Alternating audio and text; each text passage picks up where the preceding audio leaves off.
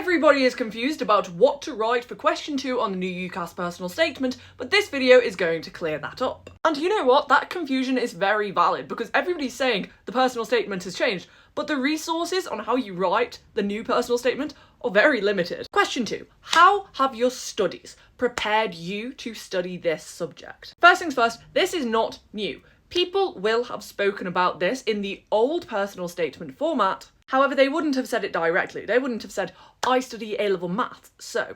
And you shouldn't do that either. This is why this question's a little bit hard to answer, because naturally, when they say how have your studies prepared you for this, you want to list your subjects and list what they taught you. However, you need to be more subtle. Let's say you study A-level history and the Russian Revolution is one of your modules. You might say, I want to study politics because I found the Russian Revolution very interesting. However, this wording is not very concise and it's not very appropriate for a personal statement. You might, however, say, having studied the Russian Revolution in A-level history, I noticed this. I drew similarities with this. I found this really interesting, so I read this, or I watched this lecture, or I listened to this podcast. And it's not about saying that you can write an essay, or you have these mathematical skills, or these critical thinking skills. It's about demonstrating that through your academic studies. Question 2 is where you should be putting academic related supercurriculars, which is very confusing because question 3 is what have you done outside of education. I will get onto question 3 in the next video. However, you can put supercurriculars in both of these, you just need to talk about them in a slightly different way. In question 2, you talk about your academic projects, what you did to explore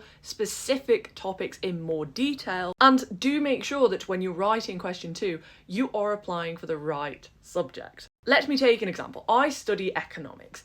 If my personal statement had revolved around environmental economics with a clear-cut focus on climate change and policy and the geography of it, those admissions staff may have thought I was more appropriate for a different degree, like geography and economics or land economy. It's not necessarily that I couldn't talk about environmental economics, but it's about the way in which you do it and the lens through which you look at this topic. The point is, make sure you're applying for the right thing and make sure you're doing relevant supercurriculars and talking about it in the right way, suitable for the discipline that you are going into. And do have this chain of events. So I did this, and then I did this, and then I did this.